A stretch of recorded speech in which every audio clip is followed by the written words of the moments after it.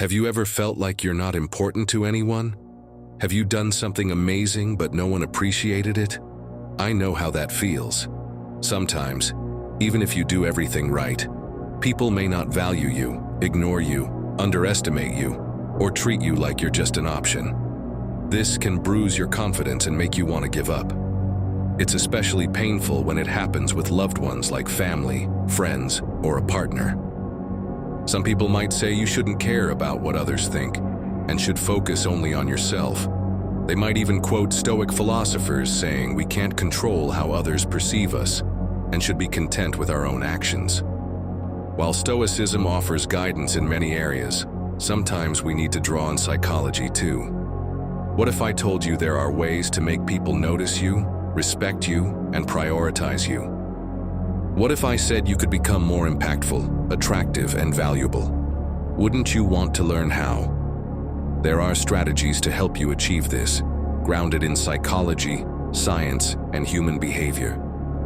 By applying these 10 strategies, you can ensure the people you care about always keep you in their minds, make you a priority in their lives, and give you the appreciation you deserve. Are you ready to change your life? Let's get started.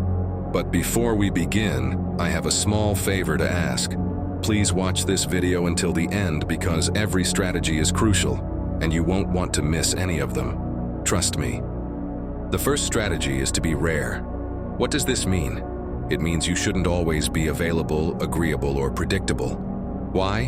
Because when something is rare, it becomes more valuable. Think about it. When something is scarce, people want it more, are willing to pay more for it, and value it more. This is called the scarcity principle, and it applies to human relationships too. For example, imagine you have a friend who's always calling, texting, and inviting you to hang out. You like them, but you don't get too excited when you see them because you know they'll always be there. Now imagine another friend who's busy, has many interests, and travels a lot. You don't see them often, but when you do, you feel thrilled. You look forward to their calls, messages, and invitations. You value their time and presence more. Which friend feels rarer and therefore more valuable? The same logic applies to romantic relationships. If you're always available for your partner, always agree with them, and always do what they want, you might think you're being a good partner. But in reality, you're making yourself less attractive. You're giving them everything too much, too soon, and too easily. You're not challenging or exciting them. You're not creating any mystery or intrigue. So how can you be rare? Here are some tips. Don't always be the one to call, text, or initiate contact. Let them reach out to you sometimes and show you're interested. Don't always say yes to everything they ask or suggest. Have your own opinions, preferences, and boundaries. Say no when you don't want to do something or have other plans. Don't always be available.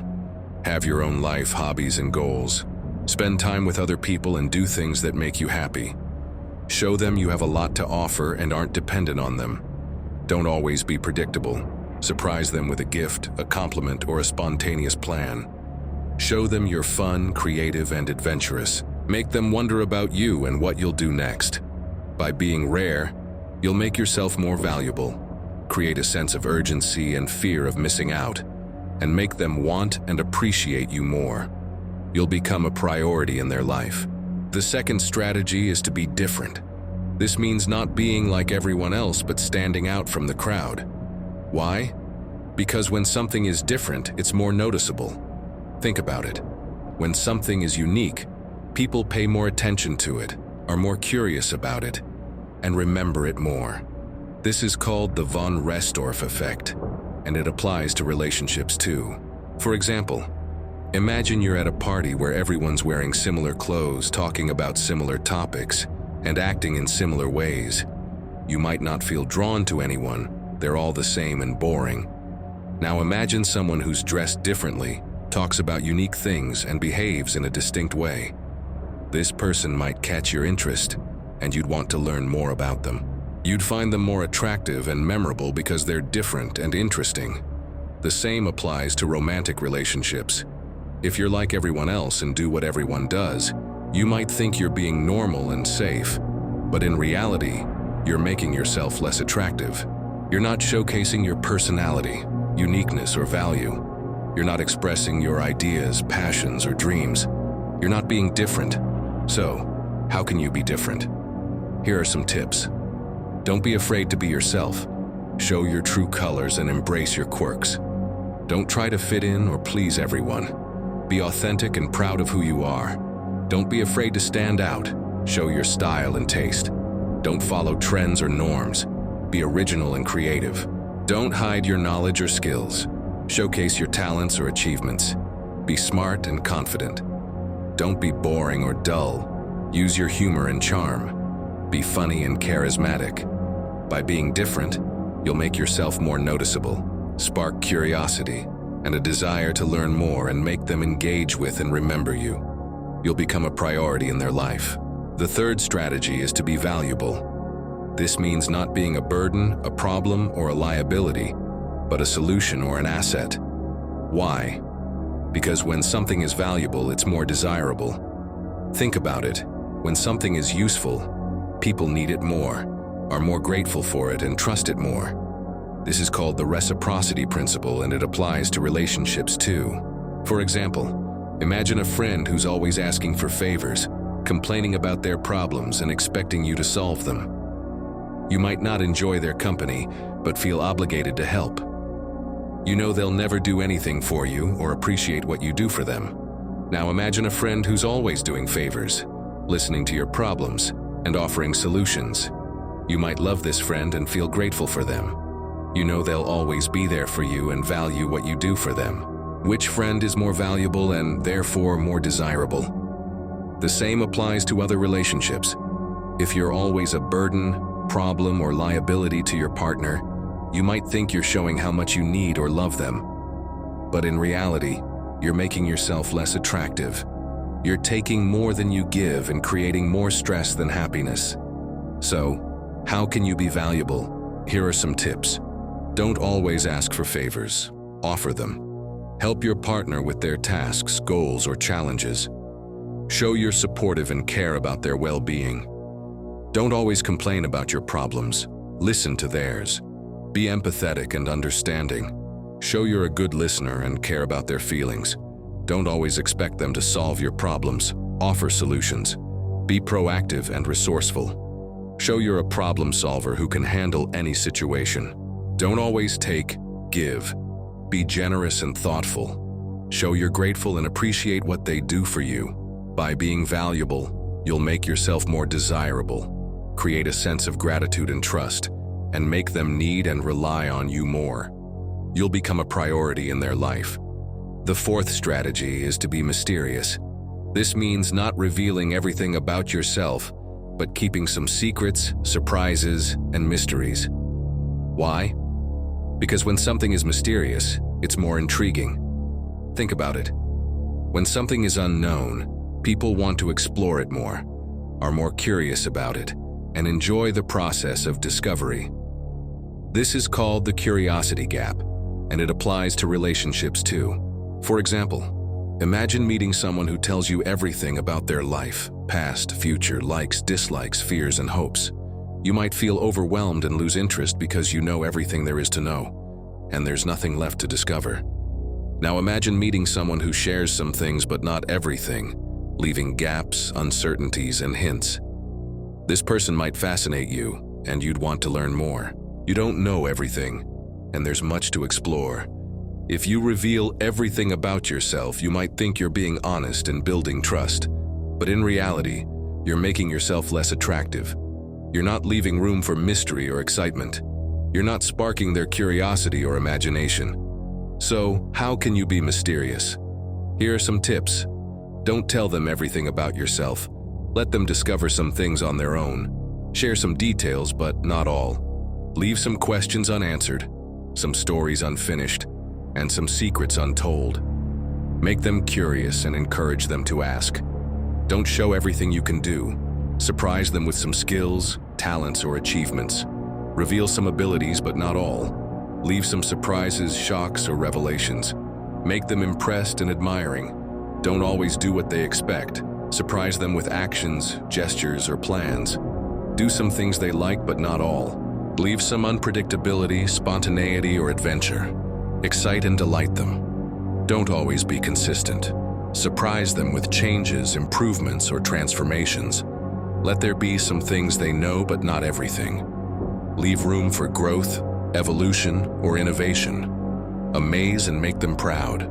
By being mysterious, you'll make yourself more intriguing, create curiosity and a desire to learn more, and make them engage with and enjoy discovering you. You'll become a priority in their life. The fifth strategy is to be challenging. This means not being easy, simple, or boring, but complex, difficult, and interesting. Why? Because when something is challenging, it's more rewarding. When something is hard, people want to achieve it more, are more motivated, and feel more satisfied when they succeed. This is called the goal gradient hypothesis, and it applies to relationships too. For example, imagine you have a task that's easy, simple, and boring. It might not interest you much, and you might not feel proud when you complete it because you know you can always do it without effort. Now imagine a task that's hard, complex, and interesting. It might intrigue you, and you'd feel proud when you finish it because you know it's not something you can always do, and it requires effort. If you're easy, simple, and boring to people in your life, you might think you're being agreeable and avoiding conflict. But in reality, you're making yourself less attractive. You're not challenging or inspiring them. You're not creating tension or passion. So, how can you be challenging? Here are some tips. Don't always agree. Sometimes disagree. Have your own opinions, perspectives, and arguments. Don't be afraid to debate or challenge their views. Make them think and feel heard. Don't always do what they want. Sometimes do what you want. Have your own goals, ambitions, and dreams. Don't be afraid to pursue or achieve them. Make them support and admire you. Don't always be nice. Sometimes tease them. Have your own humor, wit, and charm. Don't be afraid to joke or flirt. Make them laugh and desire you. Don't always stay the same. Sometimes change. Have your own style, taste, and personality. Don't be afraid to experiment or try new things. Make them curious and intrigued. By being challenging, you'll make yourself more rewarding. Create motivation and a desire to achieve more, and make them work for you and feel satisfied.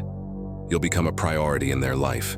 The sixth strategy is to be social. This means not being isolated, lonely, or antisocial, but connected, popular, and social. Why? Because when something is social, it's more attractive. When something is loved by others, people want to love it more, are more influenced by it, and conform to it more. This is called the social proof principle, and it applies to relationships too. For example, imagine seeing a product no one buys, reviews, or recommends. It might not interest you, and you might not trust its quality because it's not popular and lacks social proof. Now imagine a product everyone buys, reviews, and recommends. It might intrigue you, and you'd trust its quality because it's popular and has social proof. If you're isolated, lonely, or antisocial, you might think you're being loyal and focused on those around you. But in reality, you're making yourself less attractive. You're not showing your value, influence, or popularity. You're not creating social proof or competition. So how can you be social? Here are some tips. Don't be isolated. Connect. Have many friends, acquaintances, and connections. Don't be afraid to network or socialize with them. Make them like and respect you. Don't be lonely, be popular. Have many fans, followers, and admirers. Don't be afraid to showcase or share your achievements, talents, or skills. Impress them and make them envious.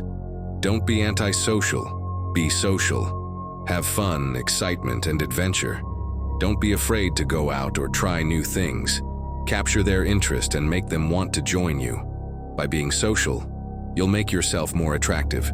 Create a sense of social proof and desire to conform, and make them admire and want to be with you more. You'll become a priority in their life. The seventh strategy is to be positive.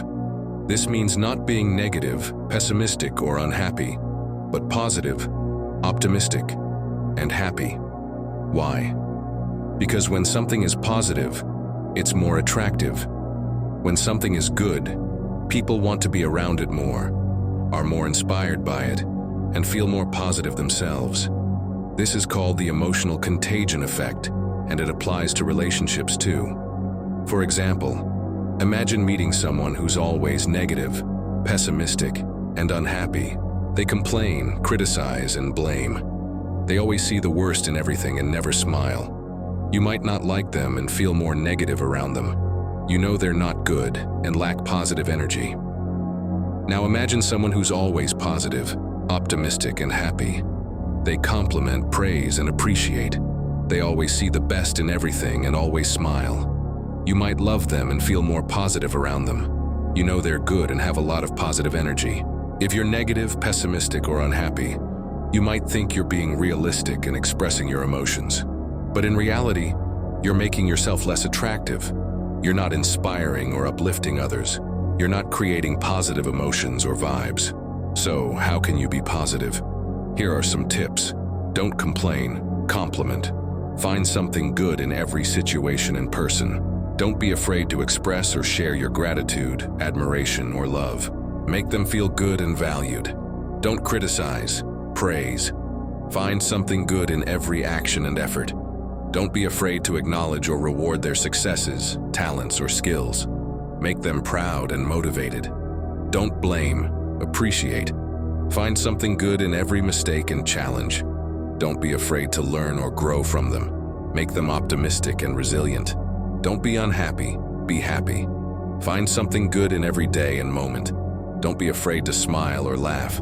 Make them positive and happy. By being positive, you'll make yourself more attractive, create positive energy, and a desire to be around you more, and make them feel inspired and more positive. You'll become a priority in their life. The 8th strategy is to be respectful. This means not being rude, disrespectful, or abusive, but polite, respectful, and kind. Why? Because when someone is respectful, they're more attractive. When someone is good, people want to be treated by them more, are more loyal to them, and respect them more. This is called the liking principle, and it applies to relationships too. For example, imagine meeting someone who's always rude, disrespectful, and abusive. They put you down, mock you, and hurt you. They treat you like trash and never care about your feelings. You might not like them and feel angry, sad, or scared. You know they're not good and don't respect you. Now imagine someone who's always polite, respectful, and kind. They compliment, appreciate, and support you. They treat you like a human and always care about your feelings. You might love them and feel happier, more confident, or secure. You know they're good and respect you greatly.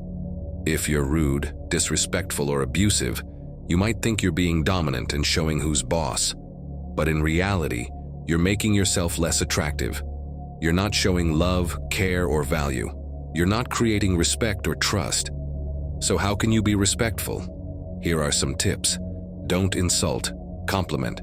Find something good in their appearance, personality, or behavior. Don't be afraid to express or share your admiration, attraction, or love. Make them feel beautiful and special. Don't hurt, support. Find something good in their goals, dreams, or passions. Don't be afraid to encourage or help them achieve them. Make them motivated and successful. Don't treat them like trash, treat them like a human. Find something good in their emotions, needs, or desires. Don't be afraid to listen or empathize. Make them feel valued and loved. By being respectful, you'll make yourself more attractive, create a sense of respect and desire for more interaction, and make them loyal and respectful toward you. You'll become a priority in their life. The 9th strategy is to be authentic. This means not being fake, dishonest, or pretentious, but real, honest, and genuine. Why? Because when you're authentic, you're more attractive. When something is genuine, people want to be around it more, are more impressed by it, and feel more connected to it. This is called the authenticity principle, and it applies to relationships too. For example, imagine meeting someone who's always fake. They lie, cheat, and manipulate. They act like someone they're not, and never show their true self. You might not like them and feel deceived, betrayed, or disappointed. You know they're not real and lack honesty. Now imagine someone who's always real. They tell the truth, keep their promises, and act with integrity. They show their true self and never hide their flaws. You might love them and feel more trust, admiration, or respect. You know they're authentic and have a lot of honesty.